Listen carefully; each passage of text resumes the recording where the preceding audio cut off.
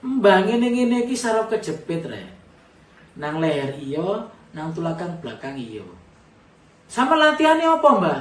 Siji, menurunkan berat badan. Mbah iki berat badan wis mudhun 20 kilo luwe. Bayangno, teko 125 mudhun nang 95. Kok iso, Mbah? Lah, itu ada tips-tipsnya.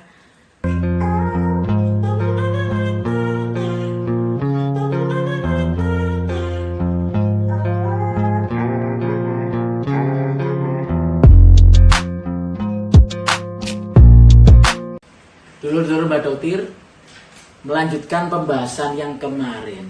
Yang kemarin itu kan, nek misalnya gejalanya itu muncul dok, kemudian kan kenjenengan, gimana selanjutnya? Nah, nek pasiennya sudah datang ke praktekannya Mbah, sim pertama paling gak tak takoi, iki nyeri ini mulai kapan? Mari ngono riwayat jatuh ono apa gak? Nyeri yang menjalar ke setrum apa gak? Ada penurunan berat badan atau enggak. Jadi semua yang berhubungan dengan diagnosa mengarah kemana itu Mbah tanyakan. Nah, setelah ditanya diperiksa. Lah, nek wis diperiksa ya apa Mbah? Lah rangka berikutnya adalah kita foto ronsen. Jadi foto ronsen itu paling gampang dan paling cepat kita lakukan, yaitu foto ronsen tulang belakang. Yang diharapkan dari foto ronsen itu yang pertama paling tidak kelihatan struktur tulang belakangnya bagaimana, lurus apa bengkok koyok S, apa bungkuk koyok K. Nah itu nanti mempengaruhi oh ternyata nyerinya dari sini. Kemudian dilihat lagi tulangnya ototnya apa, ototnya ternyata kaku lagi. Kebanyakan 80% pasien datang ke praktikan Mbah itu kalau di foto hasilnya ototnya kaku ya, karena memang berhubungan dengan kegiatan kita sehari-hari. Semisal apa, berdiri lama, duduk lama, gak pernah olahraga, kemudian apa, sering angkat-angkat berat. Lah itu semuanya berhubungan dengan nyeri tulang belakang. Nah misalnya sudah foto gimana Mbah? Ya kita lihat.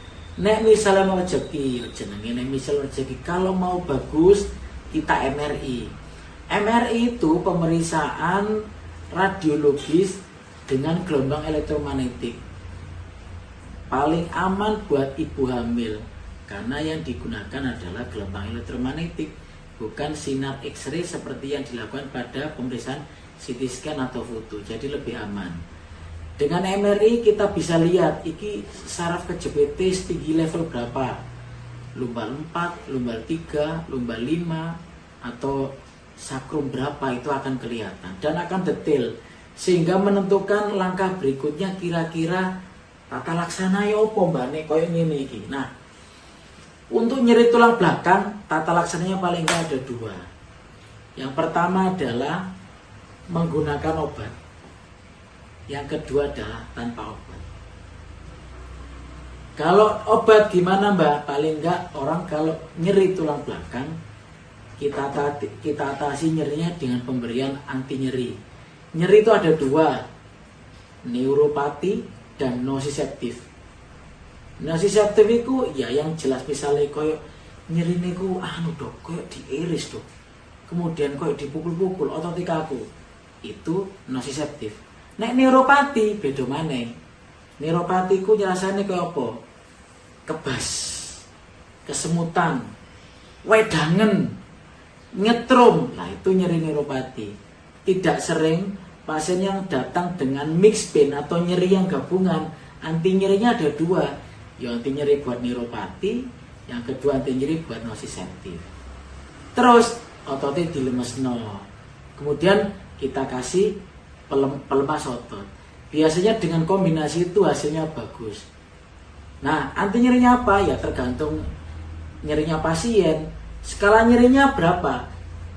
Ringan, sedang, berat, itu pasti ada obat yang kita pilih. Kalau ringan ya kita pastikan anti nyeri yang ringan. Sedang ke berat ada obat yang bisa kita lakukan. Nah itu dari segi obat. Nah kalau yang tanpa obat gimana dok? Yang pertama paling enggak latihan. Di YouTube itu banyak. Latihannya gampang, kata kuncinya. Latihan nyeri tulang belakang atau latihan nyeri HNP, itu akan banyak yang bahas bagaimana latihannya.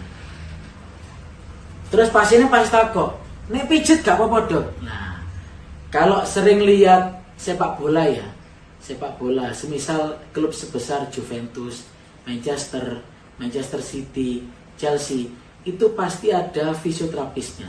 Kalau kita lihat videonya itu mereka dimasaj, ototnya dilemes no, gak dikatak-katak, nggak ada.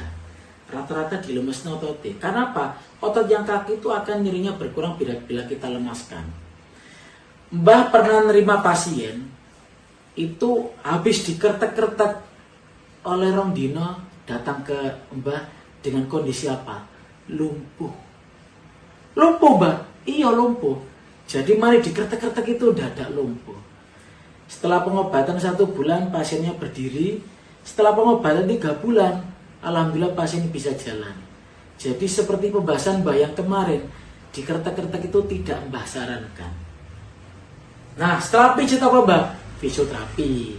Tentunya nanti kalau fisioterapi Mbah rujuk ke dokter spesialis rehabilitasi medis atau saiki kerene SPKFR. Apakah nanti fisioterapinya gimana dan bagaimana? Yaitu sudah ranahnya dokter fisioterapi. Mbah wis gak melu campur ya. Terusnya aku puntur ya apa Mbah? Gak popo.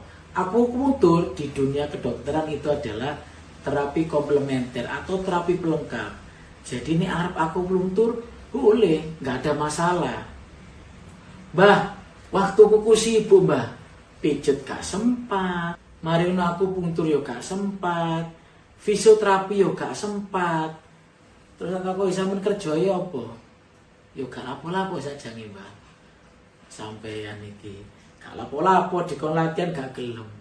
Nah, ikuti tipsnya Mbah.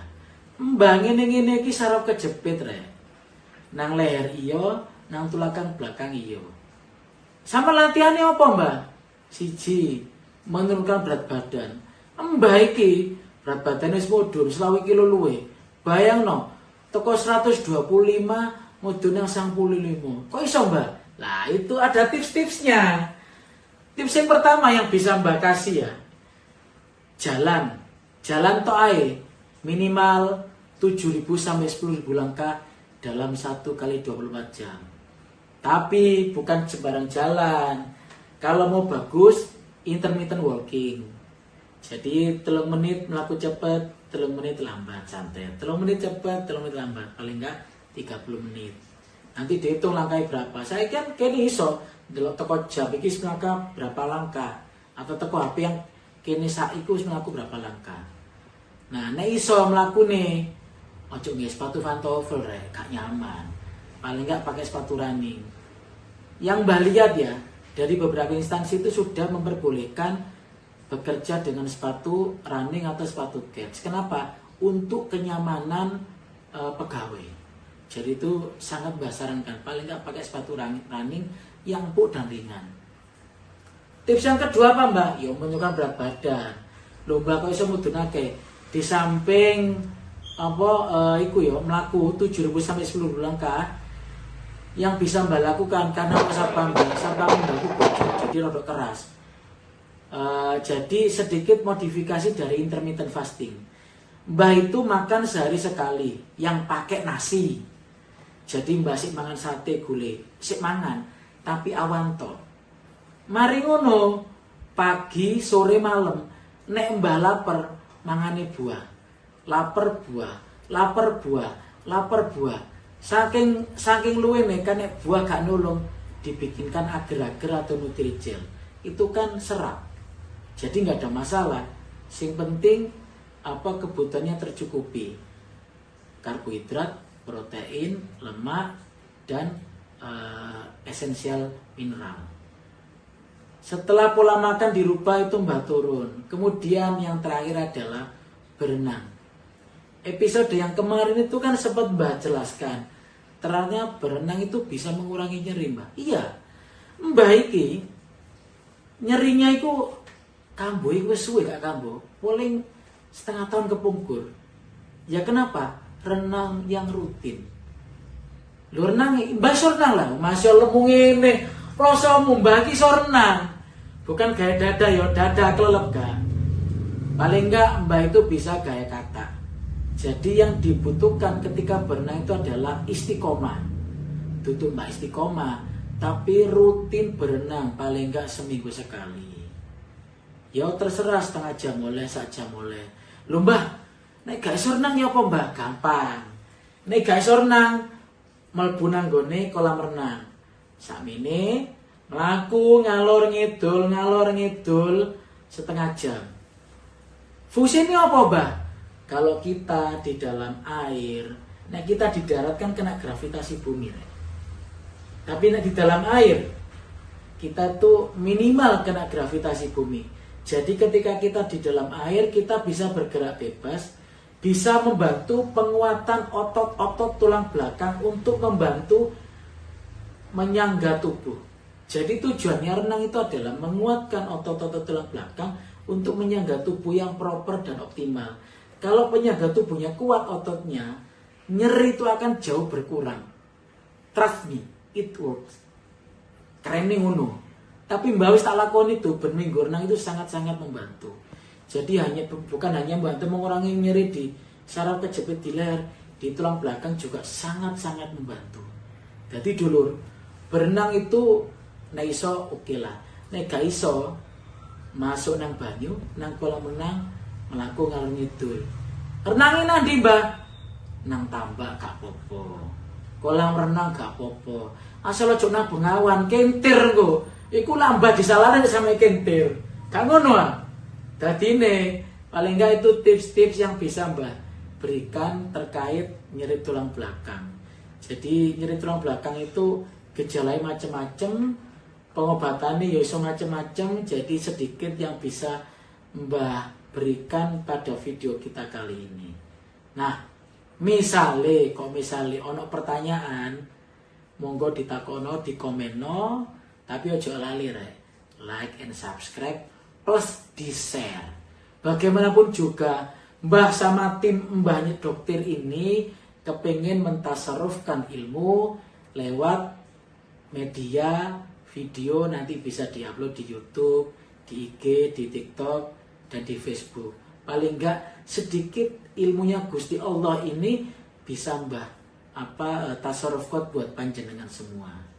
Oke, turut-turut mbah dokter iki wis wis rada kering, dadi ngomongnya wis kesuwen. Ngono sih ya. Oke? Bye.